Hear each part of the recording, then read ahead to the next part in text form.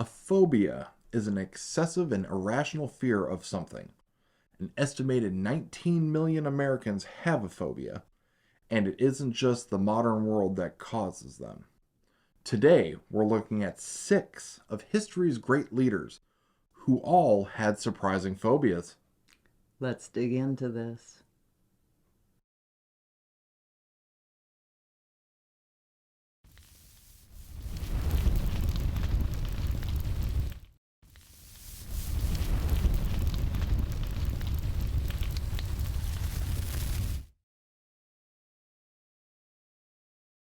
Genghis Khan, fearless warrior, brutal leader. He united his own people, brutally when necessary, and went on to build an empire. He and his warriors were feared for their excellent horsemanship and skills with a bow. He has been called a bloodthirsty military genius, and he had 2 great fears. Khan had cynophobia. He was terrified of dogs. Of course, in Khan's time, dogs were bred to be huge, used to protect livestock and people from wolves and other predators. They were powerful and vicious. Travelers of the time were told to give them a wide berth because these dogs would attack and kill anything. Khan is said to have had all the dogs in any territory he conquered put to death. Khan's other fear was that his grave would be found after his death. This one may not be a phobia. We can't find an official name for it, but Khan had it and prepared for it. Before dying in 1227, he ordered his warriors to kill anyone who saw his funeral procession or worked on his tomb. Marco Polo claimed as many as 20,000 people were killed to keep the tomb secret, and it still is to this day. Cynophobia affects an estimated 8% of the population. Peter the Great made Russia a modern superpower during his reign as Tsar from 1682 to 1725. At 6 foot 8 inches tall, he was a powerhouse of a man himself. He built Russia's navy and modernized the army. He changed the alphabet and introduced the Julian calendar to Russia. He also loved to learn and travel and drink. He's a national hero to this day, and he had entomophobia. Peter the Great hated bugs, all bugs, but especially cockroaches, and in Peter's day there seemed to have been a lot of them around. So he had servants inspect all rooms before he entered a building. Every single room had to be thoroughly searched before he would enter. He reportedly attended a dinner at the home of an army officer once, where he punched the man when a cockroach was found pinned to a wall, supposedly to make all the other roaches leave. An estimated 6% of the world's population suffer from entomophobia.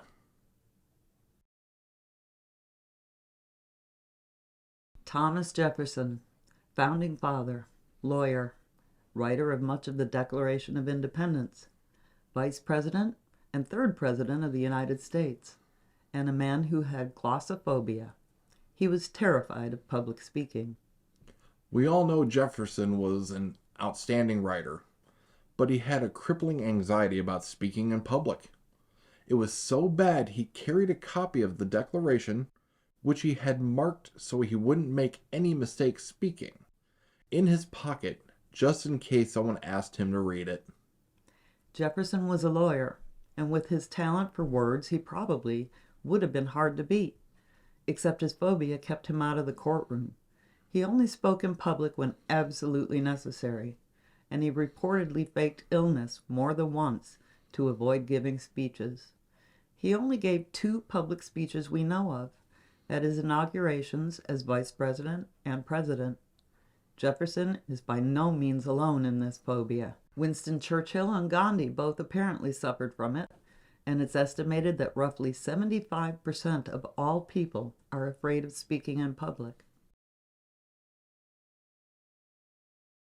Henry VIII has been called a germaphobe for years, and it's true.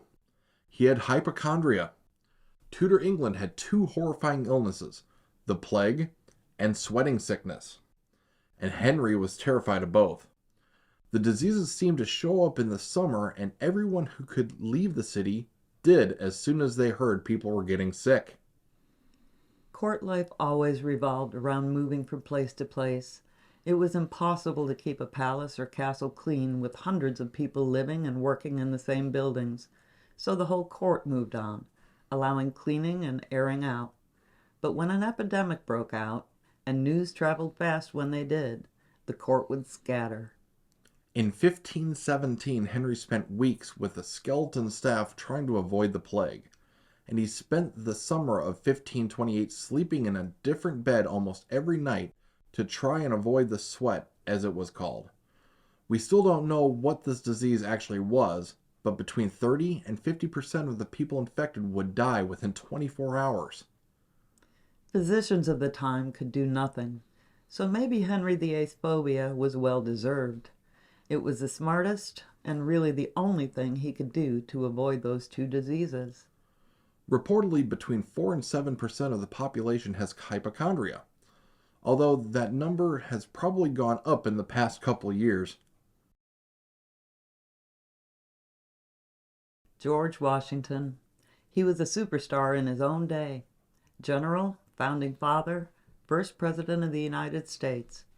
The guy who couldn't tell a lie about cutting down that cherry tree.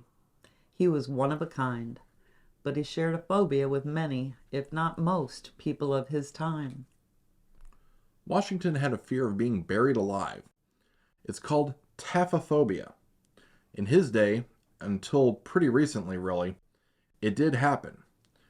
In 1905, William Tebb, an English businessman and author who studied premature burials, reported over 200 near-live burials, nearly 150 live burials, 2 cases of live dissection, and 2 cases of folks waking up while they were being embalmed. This was not an irrational fear. Washington made plans as he was dying, his instructions reportedly including not burying him for 2 days after his death, not putting anything on his face, and drilling holes in his coffin so he could breathe if he woke after his burial. He died on December 14, 1799, from a throat infection, and all of his instructions were followed. Taphophobia is rare today. Franklin Roosevelt, the president who told us we have nothing to fear but fear itself, had a few fears of his own. In fact, they were phobias. Roosevelt had paraskevidekatriophobia. Yeah, you heard that right. I hope. That's a tricky one. It's the proper name for the fear of Friday the 13th. Most people think triskaidekaphobia is what it's called, but that's just the fear of the number 13. Either way, Roosevelt would not hold important meetings or formal functions or travel on any Friday the 13th. In an amazing twist of fate, Roosevelt actually beat his feared day. He died on Thursday the 12th, April 1945. Roosevelt also had pyrophobia, an extreme fear of fire. Historians say it probably started when he was young. Apparently his aunt accidentally set her clothes on fire with a lamp. She reportedly began screaming and ran down a staircase with her clothes in flames, possibly in front of FDR.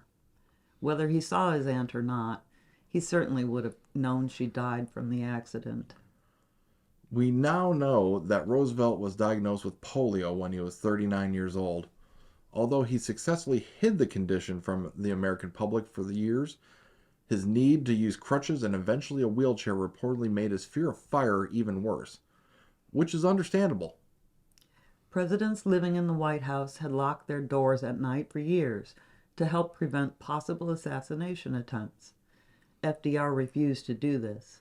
Instead, he had patrols walk the halls, watching for intruders or any sign of fire. He would also practice his own fire drills by crawling across the floor to doors or windows after he became wheelchair bound. There are no reliable statistics on pyrophobia, but up to 21 million people reportedly suffer from the fear of the number 13 or Friday the 13th. Well, there you have it. 6 great leaders who had surprising phobias. We hope you enjoyed this video. Don't forget to like and subscribe. And we'll see you on the next one.